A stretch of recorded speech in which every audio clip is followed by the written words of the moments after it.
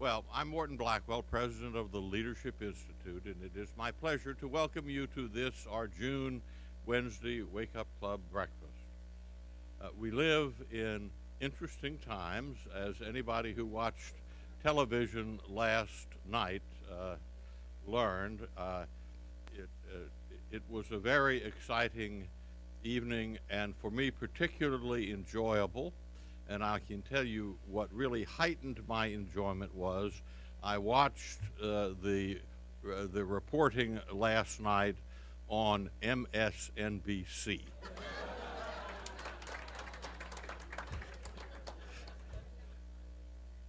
It was such fun watching those people squirm at a time when the margin was around 20%.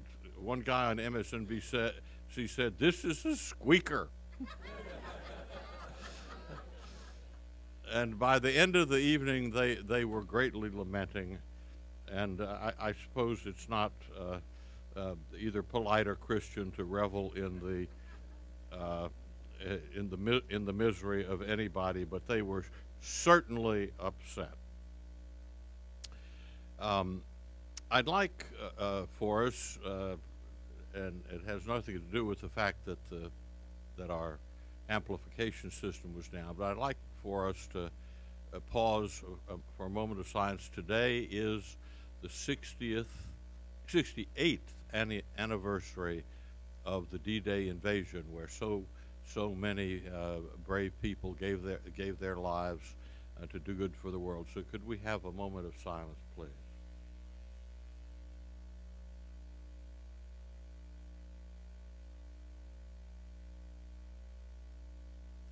Thank you. In 2012, the Leadership Institute has already trained 4,214 students. And since I founded it in 1979, the Institute has trained over 107,649 students.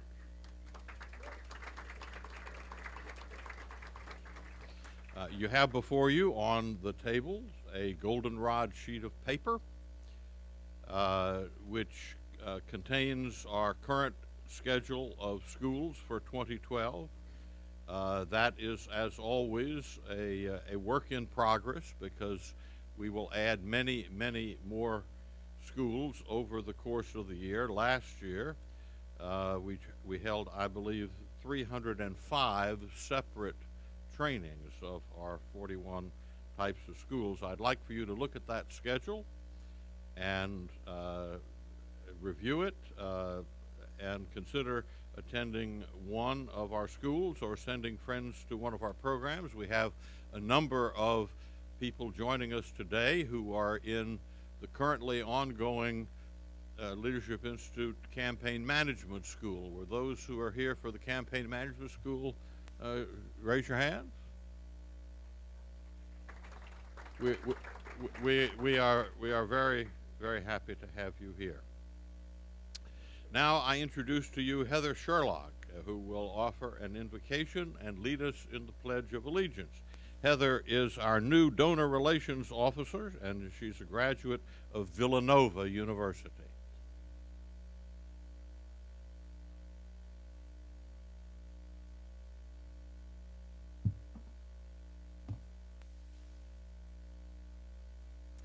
This prayer comes from the 1928 Book of Common Prayer. Please bow your heads.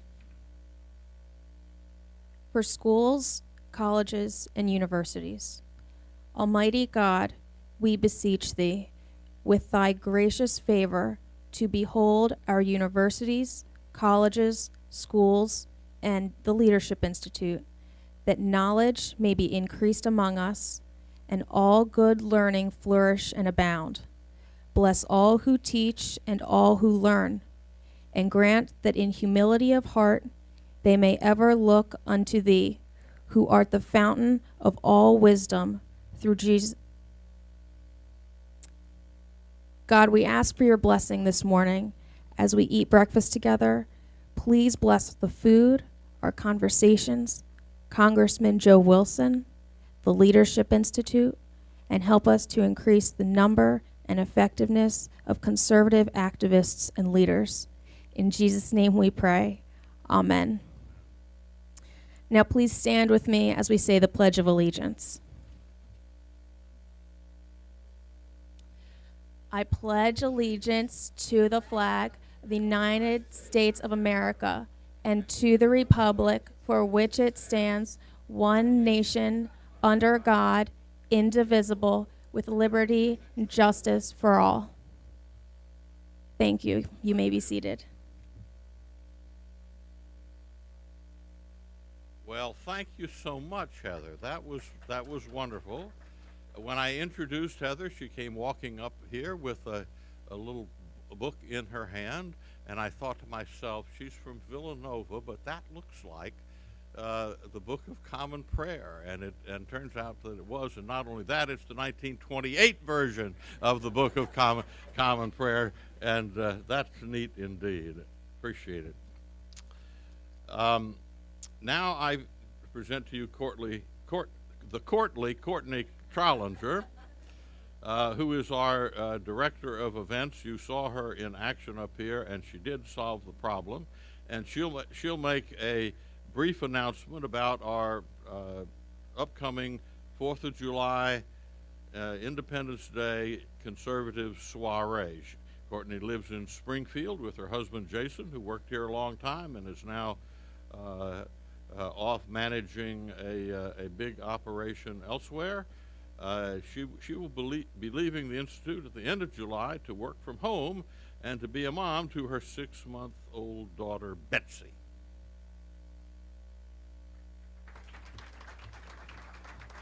Hi, thank you.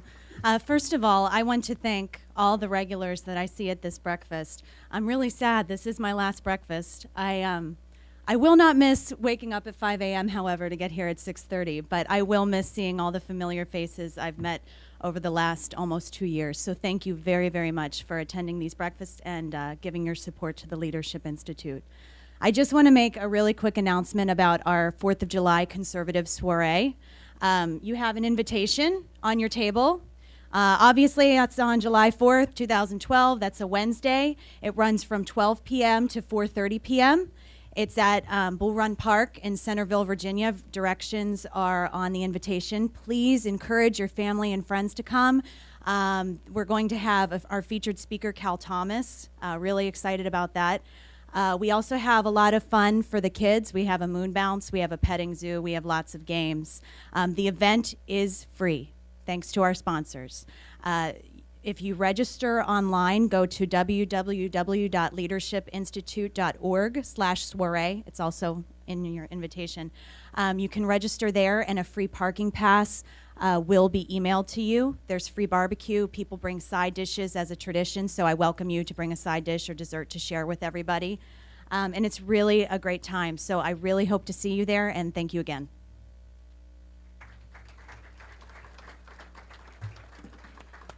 Thank you very much, Courtney. We appreciate the wonderful work you have done for us.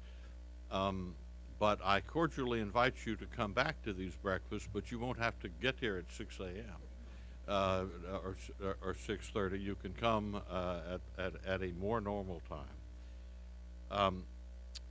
Now my pleasure to present to you Tim Dionysopoulos. Dionysopoulos. I have trouble with that name. And Tim is going to introduce our speaker. Tim is our new media manager on our Campus Reform blog, which is doing great things these days. Tim's a graduate of Providence College and is former president of the Providence College Young Republicans.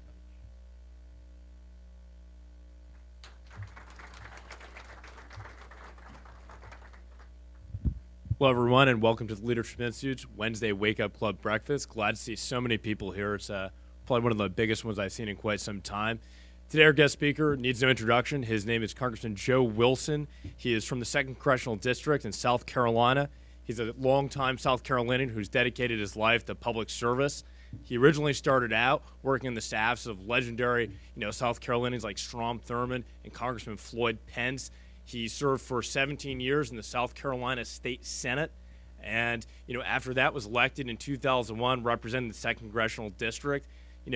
His political career is important in his life, but probably the most important thing is the fact that he's married to his wife, Roxanne, with whom he has 4 boys, all of whom achieved the rank of Eagle Scout and served in the United States military, and through them they are blessed with 5 grandchildren.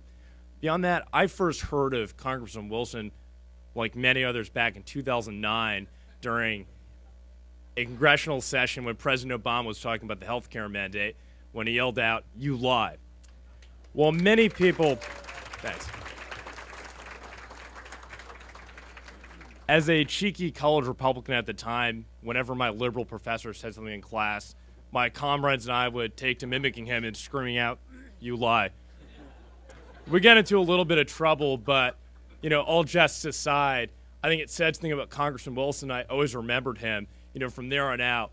We live in the age of the soundbite politician where people try to, make every platitude in the book whenever they're giving a speech. And it really spoke to me that there was somebody in Congress that actually spoke from the heart and defended principles with all their might, showed that he had passion for what he believed in, and that he wasn't just your career politician. I really appreciated that, and I think the rest of America did too.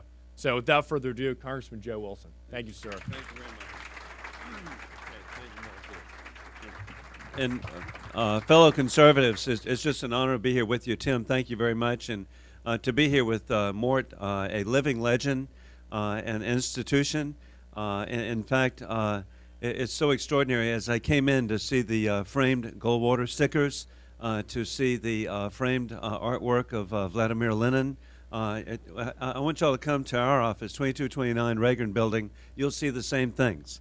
And so, and I'm so proud of my Lenin bust, reflecting our victory of what was anticipated that we could not win, and that in fact the wave of the future was on the other side, which we knew.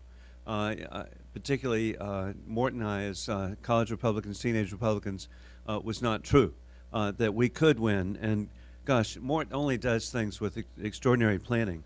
Look at this today. I mean, who would ever imagine GOP scores big? Okay, this is just huge in Wisconsin, and then, and this is going to warm Mort's heart. Already, the Examiner has an editorial that I think Mort wrote it. It says, "Workers win should inspire political leaders across the country," and it does. So you've got to have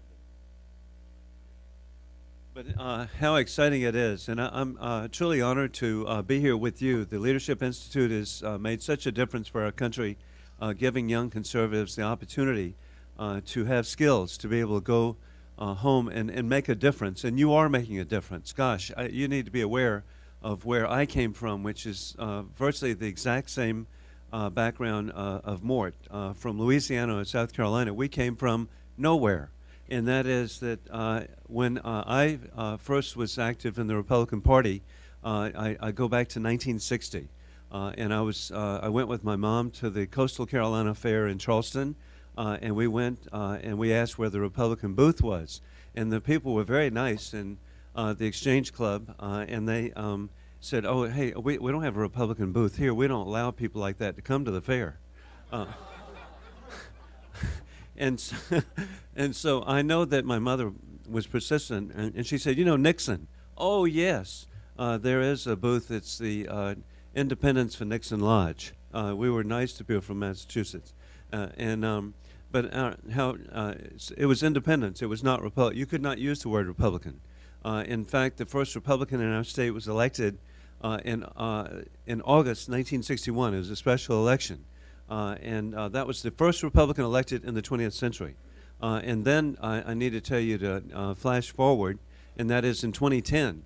Every single elected statewide official in South Carolina now is Republican. We even elect...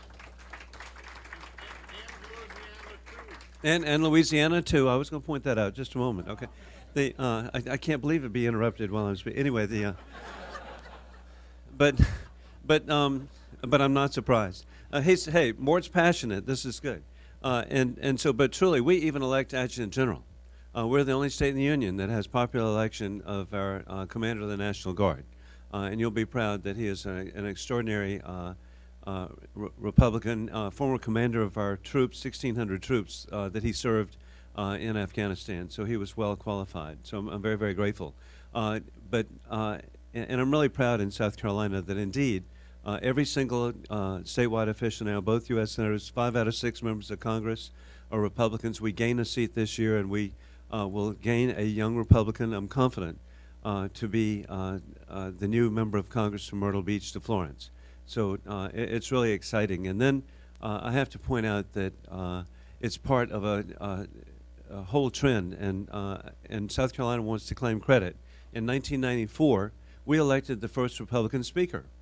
David Wilkins was elected. We had a majority, and that was the first person from the South elected as speaker, as a Republican in over 100 years, actually 120 years. And so then from that time, to show you how times have changed, even Louisiana, now every southern state from Virginia to Texas and Oklahoma now has a Republican majority in the State House and Senate. In fact, there's only one state that does not, and 95% of the people in the South now live with Republican majorities in the General Assemblies, when only 25 years ago, none did. And I've been promised by Senator John Bozeman that Arkansas will join the South, and Steve Womack, all of them, Tim Griffith, all these young Republicans, you should be proud, who are representing Arkansas, promised me that Arkansas will join and have a Republican majority in the House and Senate. Who would ever imagine? So it's, I just think it's exciting. And then, of course, the media will dismiss this as a bunch of stodgy fuddy-duddies who've been elected from the southern states. South Carolina is actually a microcosm of what it is. And that is, we have the first female governor in 340 years. Took a long time. We have parallel, we did follow Louisiana on one thing. We have, the only thing I can think of, and that is we have the second Indian American governor, South Asian heritage, and so we're very proud of that. And I actually campaigned both times for Bobby Jindal in Louisiana. I'm the former chairman of the India Caucus, and have a great appreciation of the contributions of Indian Americans to our country. My real estate practice was to represent Indian Americans buying hotels and motels. So, I'm very proud of what they mean to our country. We also have the second African American elected to Congress in 100 years from South Carolina. And then I'm particularly proud we have the youngest Attorney General who needs to come up and speak more. And that is that my oldest son, Alan, was elected as the Attorney General at age 37. And I can tell you how he did it. It was very easy. And that is that he married the newscaster of the largest television station in South Carolina, Jennifer Miskowitz. And so a transplant from New Jersey. And so, but when you marry over your head, obviously the voters know this is a very, Cal Whitehurst will tell you this is a very prominent thing to do.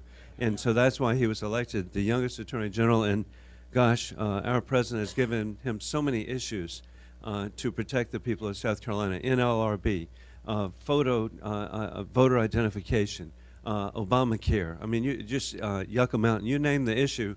My son has helped lead the fight to protect the people of South Carolina and the United States. And that's a message, too, that for the young people here in particular, you can get involved in the process and meet wonderful people. Cal and I were CRs together just a couple of years ago at Washington and Lee. And so, and I'm just grateful for the people I've gotten to know and meet. I met my wife, in fact, at a teenage Republican camp. I was a counselor. She was a little camper. Anyway, and so, but so you make lifelong friends. And then I'm actually reminiscing, it was just 45 years ago, Friday, June the 1st, that I was an intern for Senator Strom Thurmond. And it was really interesting. They'd had a vacancy, and so they said, hey, if you'd like to come. So I came over from Washington, D.C. on my way back to go to Citadel for summer school courses in history. But when I got there, what a summer, what a June. 9 beauty queens and me. So Senator Thurmond had a way of picking out interns. And in fact, one of the interns, Miss South Carolina, 2 years later became Mrs. Strom Thurmond. So Nancy Moore. So so you get to make lifelong friends now. So y'all please stay involved. And then it has a ripple effect. I didn't realize taking my son to all the events, and of course all 4 sons, and all are interested in politics. But I'm particularly grateful about my oldest son actually running for public office. But I knew how to get them to go, ice cream, and so I would. I would bribe them, and then they got to a certain age that didn't work, and so it was a level of enforcement, and then they wanted to go, and so so please get involved in the process, and you make so many wonderful friends, and you can make a difference. As I told you, to come from zero, and particularly with the Goldwater movement, that's where that was the first time in South Carolina. 1964 was the first time you could use the word Republican in polite company. And then, of course, we benefited so much. Sandra doesn't want to hear this, so don't hear, but transplants. Our state, actually the Republican Party in South Carolina was begun by people who moved there to Aiken County that I now represent to develop the Savannah River plant, which is the bomb plant, DuPont facility. And 10,000 chemists, engineers, physicists moved there very quickly in the early 1950s. Because they were educated, we all know something. They were Republicans, and so they asked where the Republican Party was, and people said, "Well, it left in 1876 when the Union troops went back to Massachusetts. So did the Republican Party, and so they said, well, gosh, we need to have that, and they did. They started the Republican Party there, and then in the congressional district I represent now, I am blessed. And I represent Hilton Head, Beaufort. 95% of the people I represent in the low country coastal areas that I represent, 95% are transplants from the Midwest and Northeast, and particularly Ohio, Pennsylvania, New Jersey. But and so it's really exciting. Now, the new district I represent, I will be representing, again, the birthplace of the Republican Party, where the transplants started the party in the 1950s. The first time we could use the word Republican, 64, with President Reagan. It was the party spread from Charleston, Columbia, Greenville to all counties in the state. And so that's why we now have a Republican majority. And I have to pinch myself when I see the quality of people who are serving in our party, and many of them were trained by the Leadership Institute. And I was reminded of that when I came through the hallway. There's a picture of a new constituent, Bill Taylor, who is a member of the House of Representatives in South Carolina. So he was trained here. And so you can take your training and make a difference. And the reason I believe that we've been successful is because we truly have been focused on limited government, expanded freedom. It's never been, we say this, but it's true. It's never been more important. And I believe we have a positive message as we're going forward, too, and that is jobs. And you just can't ever not remind people on the other side, particularly young people, need to know that, and Charles Krauthammer brought this out, unemployment for college graduates 25 years of age or younger, the unemployment rate or underemployment is 54%. The issue of jobs last Friday became crystal clear, and that is that for 40 months now, unemployment's been over 8%. And then somebody has lost their job at the Department of Labor because they have been contriving the figures, because they keep reducing unemployment based on that people have dropped out of looking for work. Well, that doesn't mean that they're not unemployed. They are unemployed. They're still humans, but somehow they've contrived the figures. Well, somebody ran out of the ability to contrive. And so last Friday, the truth came out that unemployment, sadly, is going up. Actually, it's 14.2%. According to the Heritage Foundation. And I've got communities where it's 30%. Sadly, those communities can't wait to vote for the president again. But it's tragic. I mean, their lives have been destroyed. When you hear unemployment, it's really destruction of a family. And so, but we can make a difference, pointing out that it should be in the tradition of Ronald Reagan, even John F. Kennedy. You cut taxes, that's how you grow the economy. You don't raise taxes, and we can make this bipartisan. Then we get to the energy issue, too. Another positive message. Can you believe? We actually believe all of the above. Now, the president's adopted our terminology. That he doesn't mean it. We know that with Keystone. How incredible to block an environmentally safe and sound proposal of having the circumstance of a pipeline. And then the president said that the jobs are temporary. I beg to disagree. That's not true. The jobs are permanent. I know. In the district that I represent, I have a Michelin facility that makes tires. As you can just barely see, you can't see me, but you can see the tire. This is a 12-foot high tire.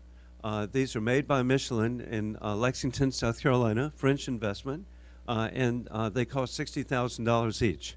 And the people in Canada at the oil sands love these. They work them 24 hours a day, 7 days a week, and they always need more. That's good. And we want to sell more. This is 500 permanent jobs in Lexington, South Carolina.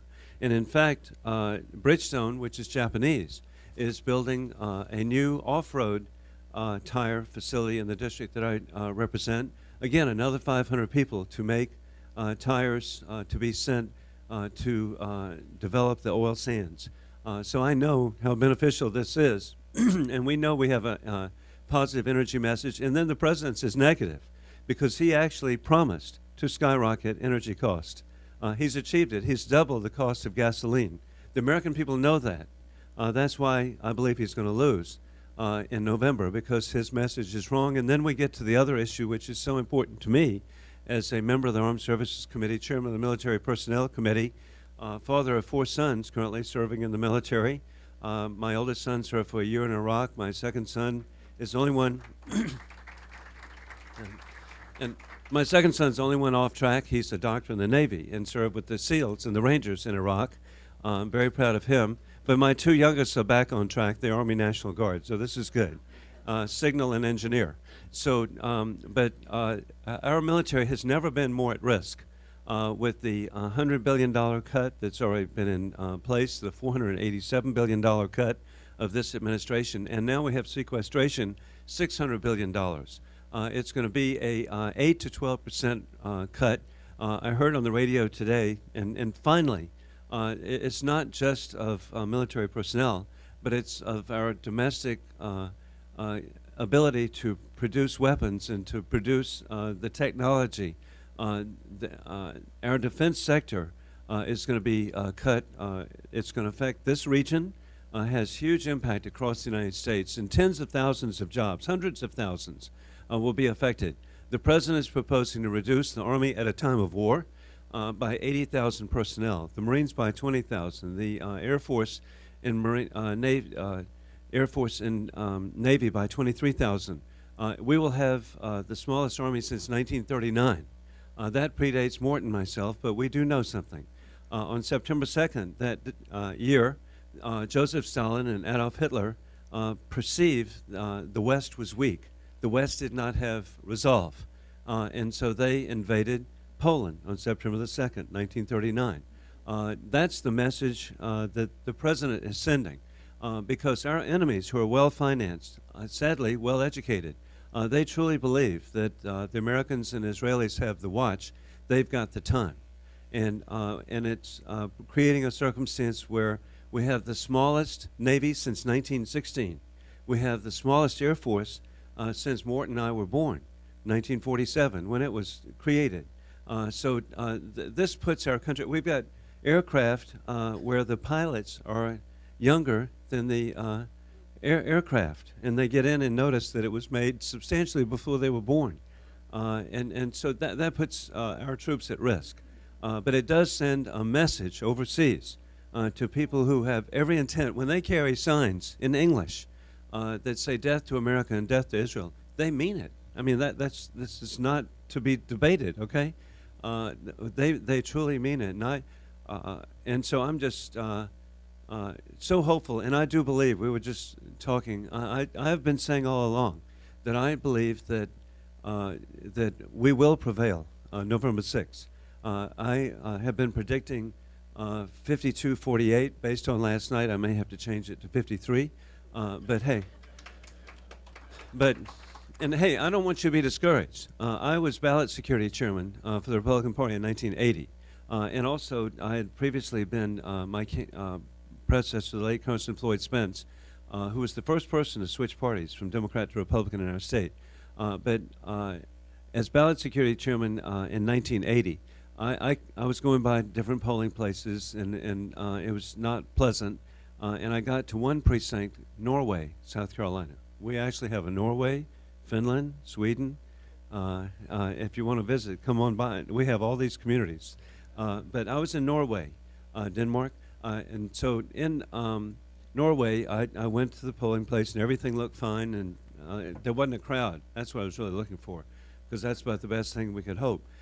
So I thanked the poll managers for their service there, and as I was leaving, I turned around, and there had been no line when I got there, but oh my goodness, 2 buses showed up in a town of 300 people.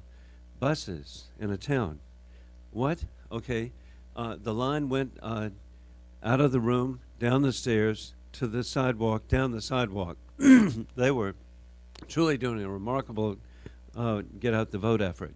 And so I was distraught. That was the last precinct I went to. And so I thought, oh gosh, this is just so bad. And so I got to our headquarters, and the communications director came running across the street, and he said, you know, Dad works at a radio station, and the exit polls say it's going to be a landslide.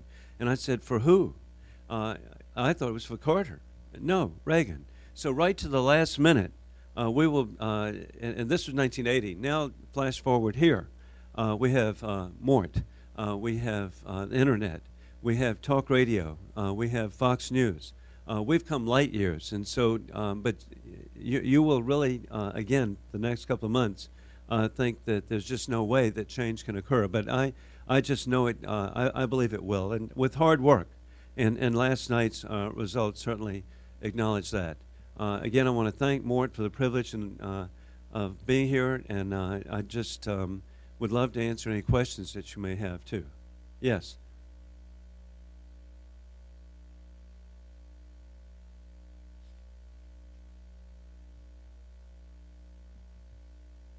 And to bring you up to date about the war of NLRB and Boeing, and obviously the war broke out in Charleston, South Carolina, and that's where Boeing has announced they went through a competition for the second line of building 787s and aircraft and airliners, and just extraordinary aircraft, and they wanted to build a second line, not in Washington State, so that they would have a lot of companies have learned things, sadly, from the tsunami in Japan. Don't locate everything in one place, because something bizarre, there can be a 500-year occurrence. And so they determined to locate in South Carolina. One of the benefits was that we're a right-to-work state, like Virginia, and like Indiana, and I believe, and with other states. But the great thing, I'm not going to mention all, but and what happened was that the plant was built, 1 million square feet, 1,000 people were hired. Ultimately, there'll be 10,000 people there and at suppliers in the region. And so the 1,000 people were hired, and then the NLRB came in and said, you cannot operate. You can't open there because it discriminates against the union. Well, we don't have a union. In fact, the International Association of Machinists did have a local there in Charleston, and as an indication of goodwill, they dissolved during the process of Boeing looking at the location. But what happened was that the NLRB said you cannot open, and this was, and I'm very proud, our Attorney General, our Governor, U.S. Senators Lindsey Graham, Jim DeMint, our local member of Congress, Tim Scott, everybody got on board, and we started a huge legal action, and in Congress, Congressman Scott introduced legislation that passed the House that would restrict NLRB's ability, and finally they backed down.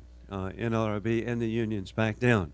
I'm somewhat concerned part of backing down is they struck a better sweetheart deal back in Washington State, which I think makes them non-productive. And to show you how right to work can have a positive benefit, and you should be proud as a conservative, for our first Republican governor, Jim Edwards, helped recruit Michelin to South Carolina. We are now the second largest tire exporting state in the union. And with the announcement of Continental, a German investment, we will be the leading state in the union exporting tires. That's from just 25 years ago, 0. And then we're also South Carolina because of the late Governor Carroll Campbell, another conservative stalwart that worked with Mort.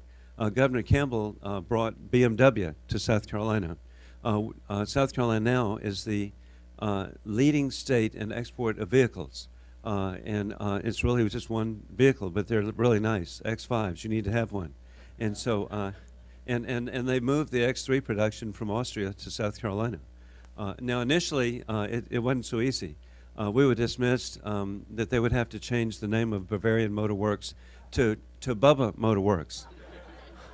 And I think it was people from Massachusetts who did this. They were very critical and said that Bubba's can't make cars. Bubba's can make cars, and so that facility now again is the one of the leading. It is the leading manufacturer of vehicles for BMW in the world, and so please visit. It's in Greenville, Spartanburg, and while you're there, you're just going to have X3, X4, every X5 in the world has been made there. X6 and now X3s. So please come by.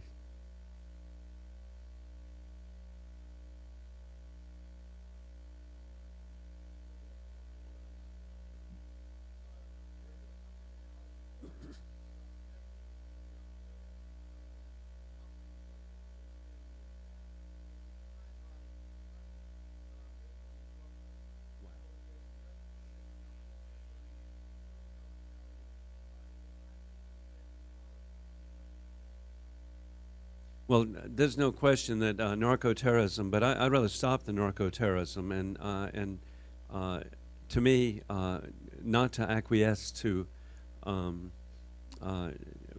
I always remember the late Carroll Campbell pointed out that drugs scramble brains, and that's what I see as the problem of persons using drugs, and you can see in our state over and over again. It's just heartbreaking. People who are using drugs, who their children are neglected. Recently we've had two-year-olds in different communities not being monitored because their parents were spaced out, and it can occur on alcohol too. There's no question, but and they went in the yard and were killed by yard animals.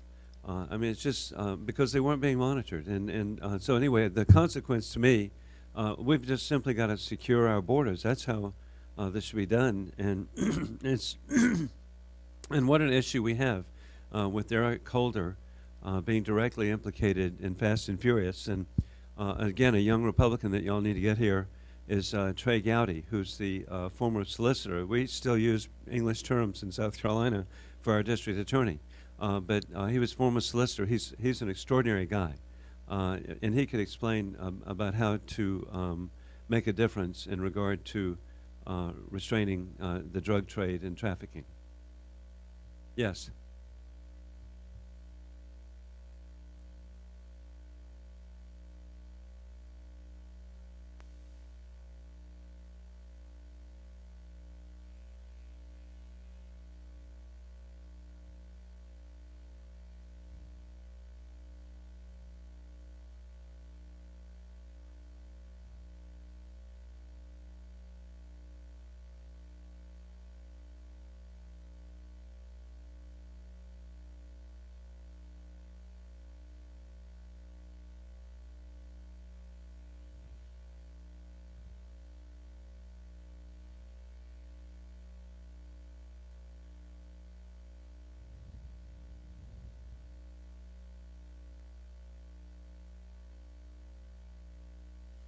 And so it's our appeal to the young people of the country.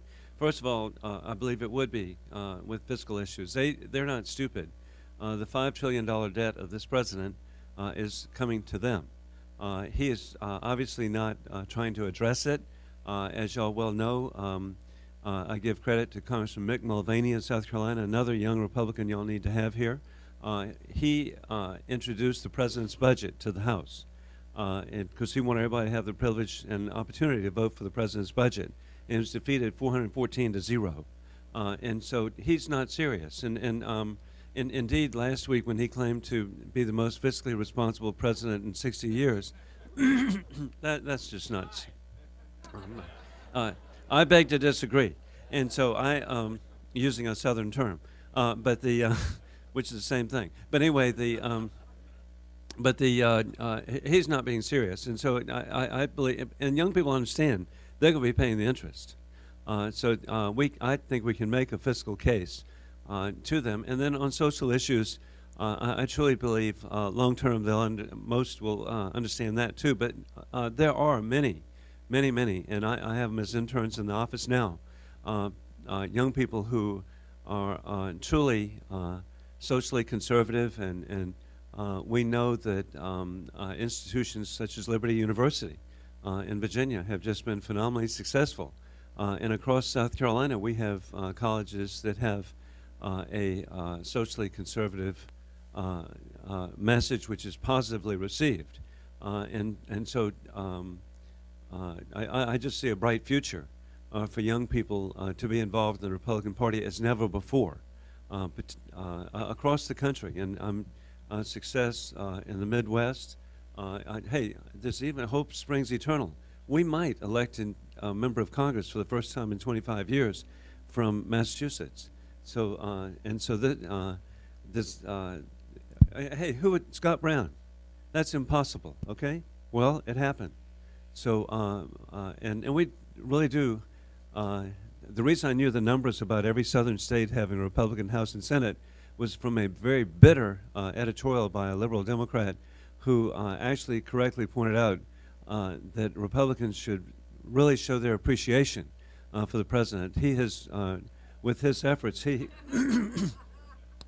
has created a revolution. North Carolina never have had a Republican majority. They do now, based in 2010. They'll elect a Republican governor this November. They redistricted in a very proper way. It was like Mort was there, all right, because the 7-6 Democrat majority is going to more accurately reflect the people of North Carolina. It's going to be 10-3 Republican when they this November. And including young Republicans too. I bet LI graduates. And so you can just look around. And then, hey, the media today, when Mort resumes his watching MSNBC, what a brave guy. Such punishment. When you watch them today, they're going to be talking about the flip of the Wisconsin Senate. Well, I served in the Senate, and I know something. You have what's called a session, and after session, you don't do anything, okay, until the next year.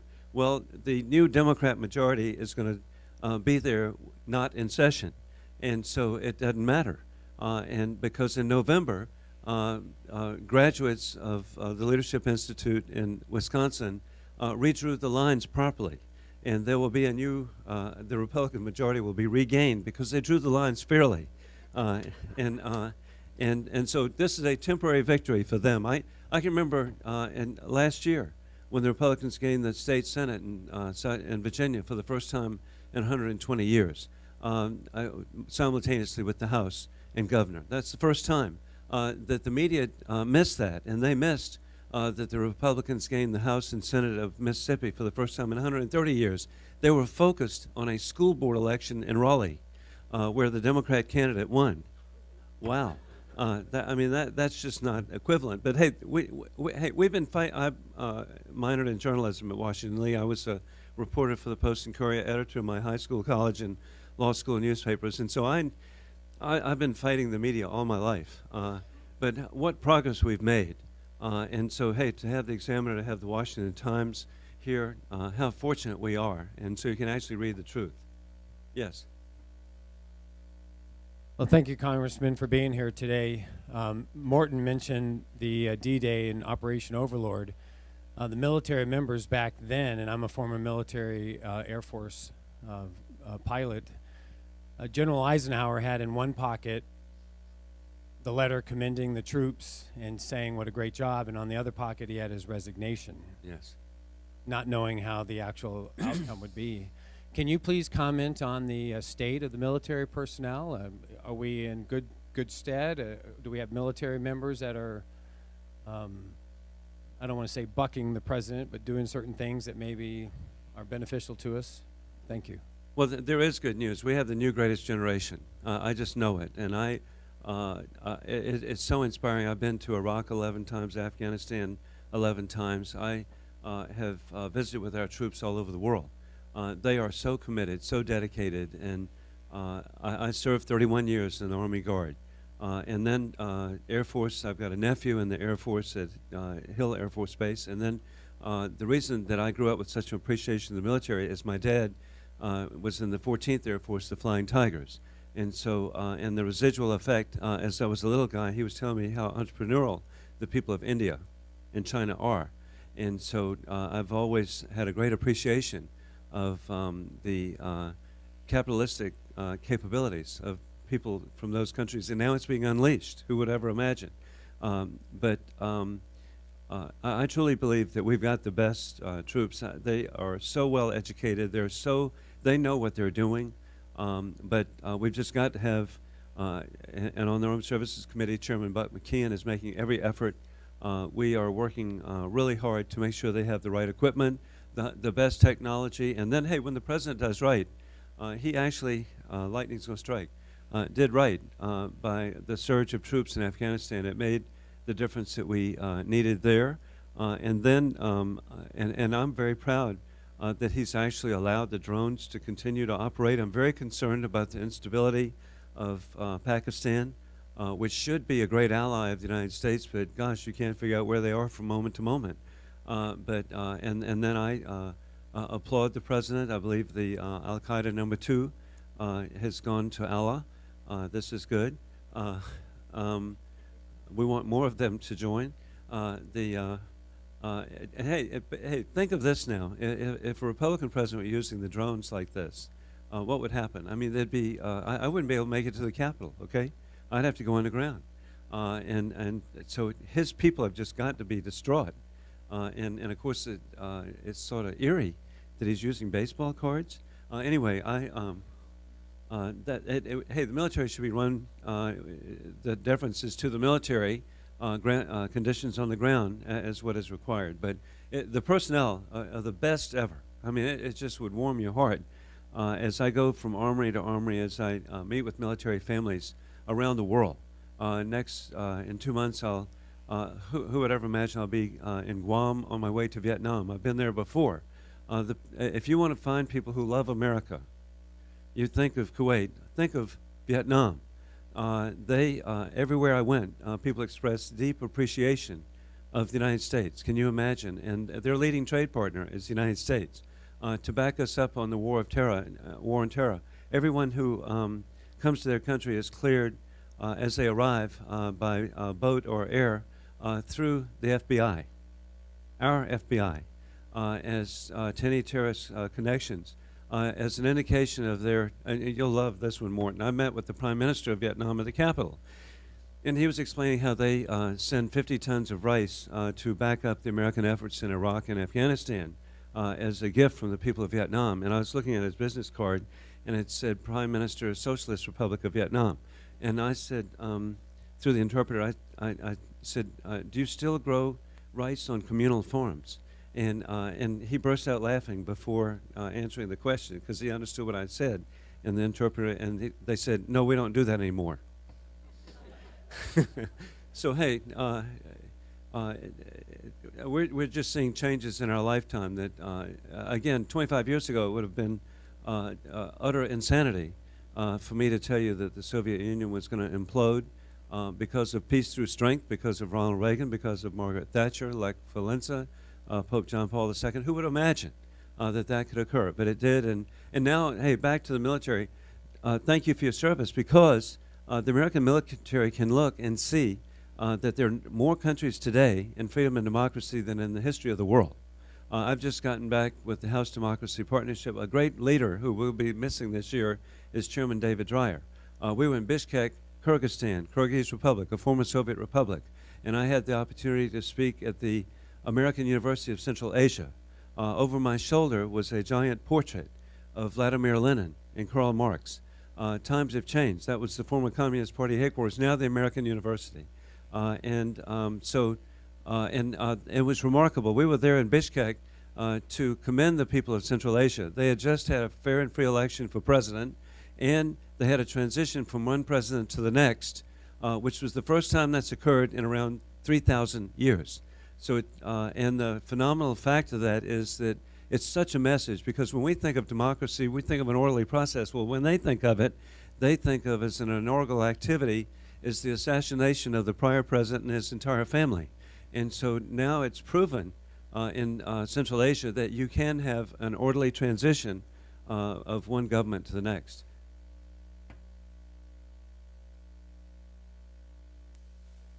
Yeah, and this is it. And Yeah, thank you very much for being here. I recently returned from a trip to Israel, and while in Israel, my interlocutors that I was dealing with, they had spent some time in Asia, and in the countries they traveled among in Asia, their report back was Asia recognizes that China will be the rising power, and Israel was sort of making accommodation for this. Okay, I'd like your comments regarding that, but also a national security threat that I think is not being addressed on anyone's radar screen, and hopefully maybe it is at your committee. What is happening in Mexico? They're also having a presidential election in July, and it is generally agreed that the next president of Mexico will be cartel. Thank you. And indeed, on China itself, hopefully, they will be a challenge to us. I don't want them to be a threat. I truly see an opportunity for us to work together. When I was in Beijing and I met with President Jiang Zemin, when he was mildly interested, I was a member of Congress, but he stopped the meeting when he found out I was a son of a flying tiger, and he announced that the American military is revered in China. I almost fell out of my chair. That was front page of China Daily in English the next day. So it's not a concealed situation. Our country has had an extraordinary, every college virtually in their country, every major hospital was actually initiated by American missionaries. And so they know that. So anyway, they're a challenge. Now, it can be positive. As I told you about Vietnam, 50% of the love and affection for us is because we're Americans. 50% is because they don't want to be a Chinese client.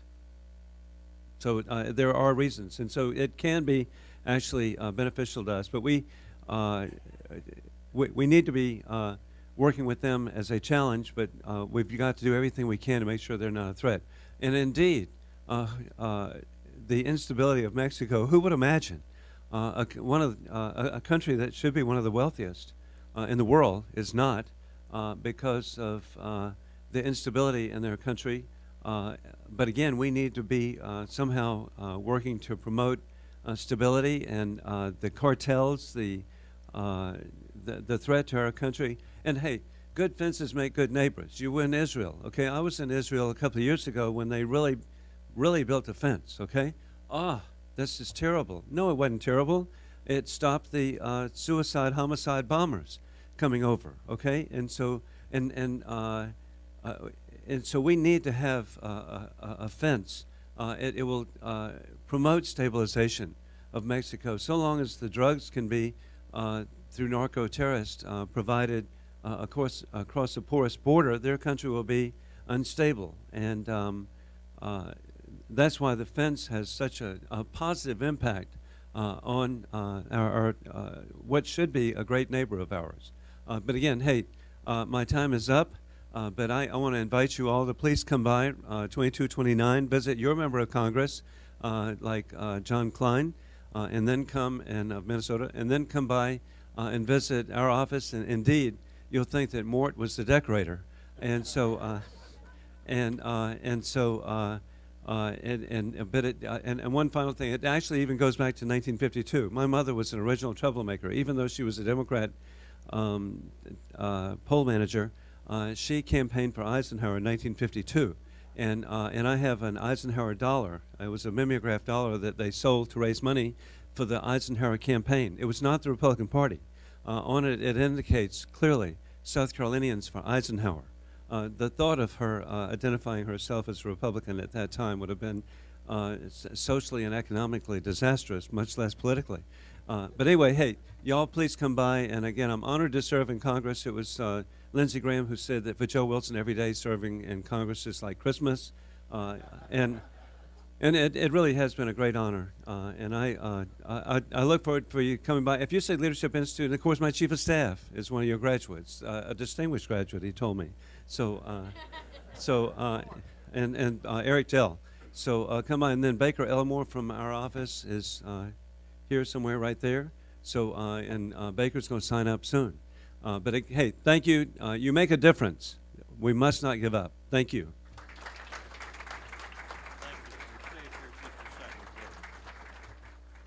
Well, what a great man. Isn't it a pleasure to listen to this fellow and see what a good person he is?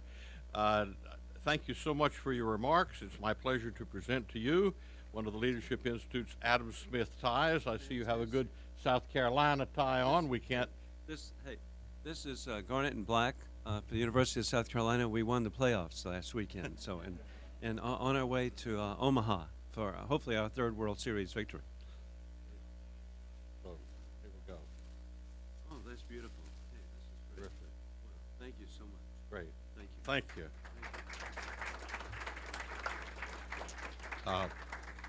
Barbara? I have a question for the audience. After the great victory last night, how many of y'all would like to meet Reince Priebus when he comes back to Washington from 6 to 8 p.m. tonight at 224 D Street Southeast, American Legion Hall? Will be the first of a series of events called Pints with Reince. $40 to enter for this one, but if you'd like to sign up for the whole series till the end of the year, it's $500. Anyway, $40, Pints with Reince, and it's a wonderful event. 6 to 8 p.m. 224 D Street Southeast. It's a victory fundraiser. Come by, get to talk to the guy straight from Wisconsin on his way back for the great victory. Thank you.